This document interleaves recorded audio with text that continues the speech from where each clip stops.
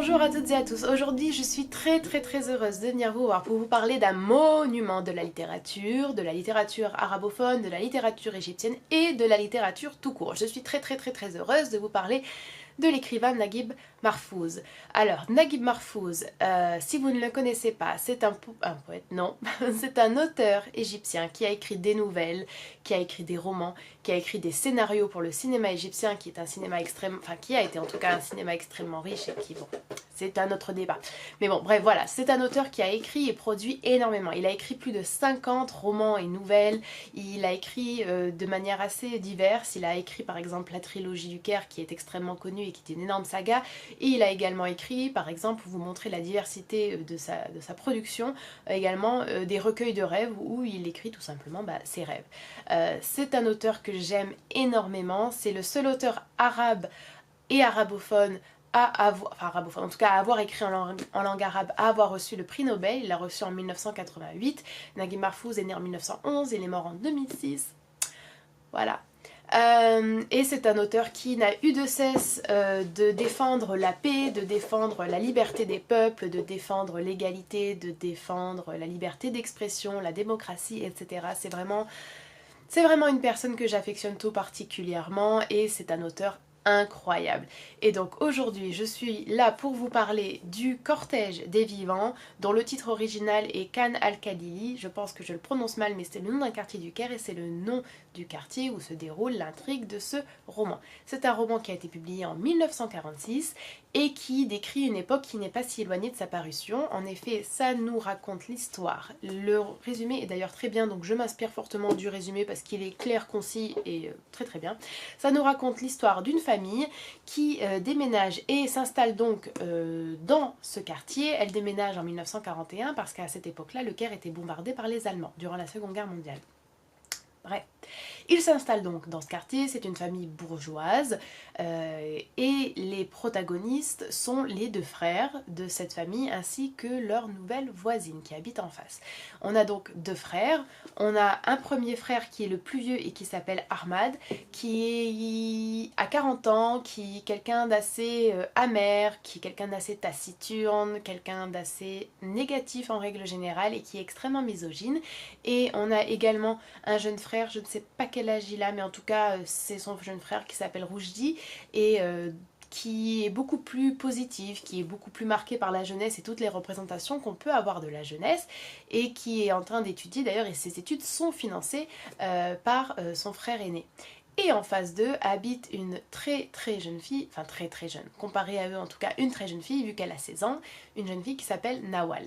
Et le frère aîné est le premier à l'apercevoir un jour de la fenêtre et il tombe éperdument amoureux de Nawal, lui qui n'avait plus goût à la vie, lui qui était si amer, lui qui était si négatif et si fermé à toute chose, tombe amoureux de cette jeune fille, tombe amoureux de cette jeunesse et il commence à fantasmer et à s'imaginer un tas de choses. En tout cas, il commence à s'ouvrir et il commence à rentrer dans cette exaltation des premiers émois et de ce moment où on est vraiment en train de tomber amoureux. Et je vais vous lire un petit extrait. Son regard se porta sur cette fenêtre qu'il devait désormais appeler la fenêtre de Nawal. L'euphorie lui fit lever la tête vers le balcon, et à son grand étonnement, il vit que le volet était ouvert, la lumière allumée, et que la jeune fille se tenait derrière la fenêtre. Qu'est-ce qui l'avait amenée là, à cette heure de l'aube ? Il voyait sa silhouette, mais ne pouvait distinguer ses traits car elle se tenait devant la lampe. De la même façon, la lampe de sa propre chambre se trouvait derrière lui, il comprit qu'elle ne devait voir de lui qu'une ombre. Cela l'encouragea à rester ainsi à la regarder. Mais il ne conserva pas longtemps cette attitude, car soudain il eut la plus grande surprise de sa vie. Elle le salua de la tête. Il en eut le souffle coupé, mais cette fois-ci, il lui rendit sans hésitation son salut. La jeune fille eut un mouvement pudique de recul et ferma la porte du balcon tandis qu'il la regardait toujours.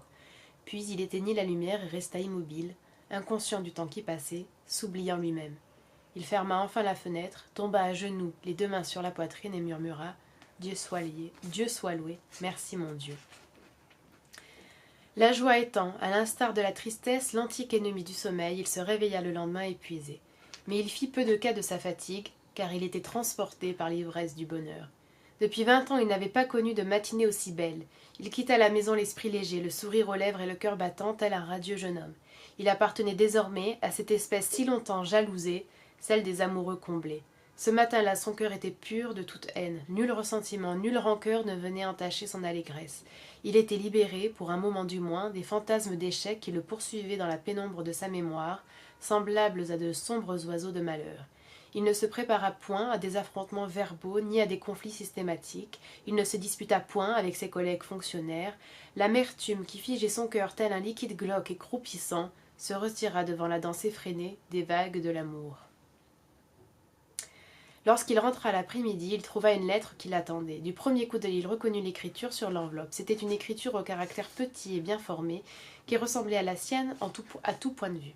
Il déchira l'enveloppe, lut la lettre d'une seule traite et dit « Mon frère Roujdi arrivera dans la matinée du dernier jour du Ramadan. » Et bien sûr, vous l'aurez compris, l'intrusion et l'arrivée de ce frère qui rejoint ce nouveau logement dans ce nouveau quartier va venir bouleverser l'histoire.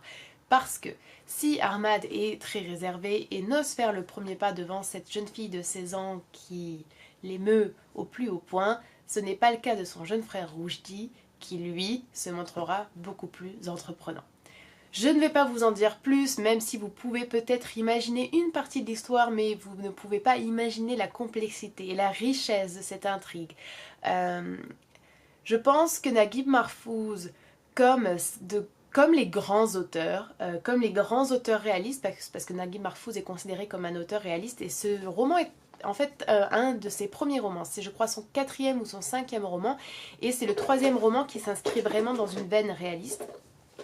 Donc comme les grands auteurs de grands talents, parce que vraiment pour moi Naguib Mahfouz c'est réellement un des génies de la littérature, il est pour moi au même niveau que Balzac, pour beaucoup au même niveau que Balzac, pour moi c'est plutôt au niveau de Flaubert ou Zola, vous m'aurez comprise. Et donc comme ces romans extrêmement riches, les romans de Naguib Mahfouz en fait nous permettent, grâce à leur réalisme, grâce à leur finesse psychologique, grâce à l'acuité et l'attention aux détails, grâce à l'amour qui est porté en fait au Caire et au quartier du Caire, de vraiment nous plonger dans un monde qui paraît plus vrai que vrai en réalité. Et les individus également sont extrêmement réalistes et vraisemblables. Et au-delà d'une histoire d'individus, c'est effectivement une réflexion sur le non, pas que sur le Caire, c'est une réflexion sur l'Égypte, c'est-à-dire que ce frère aîné qui est extrêmement taciturne, qui est extrêmement pessimiste, qui est extrêmement fermé, et ce jeune frère qui est beaucoup moins responsable, qui est beaucoup plus gai, qui est beaucoup plus joyeux et ouvert, représente effectivement deux mondes égyptiens qui se sont affrontés et qui s'affrontent encore en réalité. C'est effectivement l'écriture de la vieille Égypte et de la jeunesse égyptienne. C'est la description d'une société égyptienne qui est en mutation et qui doit faire face à des changements. C'est l'histoire d'un pays, l'histoire d'une société à une époque donnée, dans un contexte donné qui est transcrite à travers l'histoire d'individus, sans pour autant que l'histoire d'individus ne soit là qu'un artifice et ne soit pas extrêmement bien travaillée, parce qu'en fait elle est extrêmement bien travaillée et les personnages sont extrêmement bien travaillés et sont extrêmement profonds, extrêmement bien décrits et construits. Il y a effectivement de toute manière une réflexion également sur la place des femmes, comme dans tous les romans, en tout cas tous ceux que j'ai pu lire de Naguib Mahfouz, il y a toujours cette réflexion sur la place des femmes, il y a toujours cette extrême sensibilité à l'amour et cette capacité incroyable à décrire les sentiments amoureux, les sentiments du désir, les déceptions, les doutes et aussi le sentiment d'amour filial et d'amour fraternel et les ressentiments qu'on peut avoir et la rancœur que l'on peut nourrir à l'égard de personnes qu'on a aimées, les non-dits, la problématique de la communication, de la création et tout simplement de l'envie de vivre. Je pense que Naguib Mahfouz a une écriture absolument incroyable, même si, bon, malheureusement, je ne le lis qu'en traduction, mais en tout cas, même en traduction, ce sont de magnifiques romans. Je trouve qu'il est trop peu connu en France, et c'est vraiment dommage.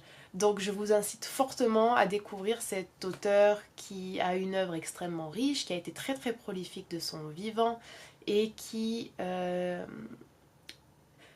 nous permet, je pense, de quand même beaucoup mieux comprendre la société égyptienne et si on étend un peu plus également de nombreuses sociétés du Moyen-Orient et arabes. et qui nous ouvre à une littérature étrangère qui est extrêmement belle et extrêmement riche. Et pour moi, c'est vraiment, honnêtement, l'un des plus grands écrivains que je connaisse. Et je trouve ça absolument dommage qu'il soit si peu connu et qu'il soit jamais étudié. En tout cas, moi, je ne l'ai jamais étudié dans mes études littéraires et je trouve ça absolument dommage. Voilà. J'espère que cette vidéo vous aura donné envie de découvrir Naguib Mahfouz, qu'elle vous aura donné envie de lire ce livre. Je pense que c'est une bonne porte d'entrée dans l'écriture de Naguib Mahfouz. Vous pouvez sinon également lire La Quête, qui est un roman beaucoup plus court, mais qui est un petit peu différent, je pense, de ce qu'il a l'habitude de faire. Et si vous êtes très ambitieux, vous pouvez commencer par la trilogie du Caire, avec L'Impasse des Deux Palais. Tout est bon chez Naguib Mahfouz, très honnêtement, donc vous ne serez pas déçus. Voilà. Merci de votre attention, j'espère que cette vidéo vous a plu. N'hésitez pas à me dire ce que vous en pensez en commentaire, n'hésitez pas à partager cette vidéo, n'hésitez pas à l'aimer également. Et si vous avez envie de me soutenir et de m'aider à continuer à créer du contenu de qualité sur cette chaîne et de mettre la littérature en avant et la littérature étrangère, etc., vous pouvez le faire en me soutenant financièrement sur Patreon avec 1 € par mois. Ça compte énormément pour moi et c'est une aide indispensable pour continuer à produire le contenu que je produis actuellement sur ma chaîne. Voilà, je vous remercie et je vous dis à la prochaine.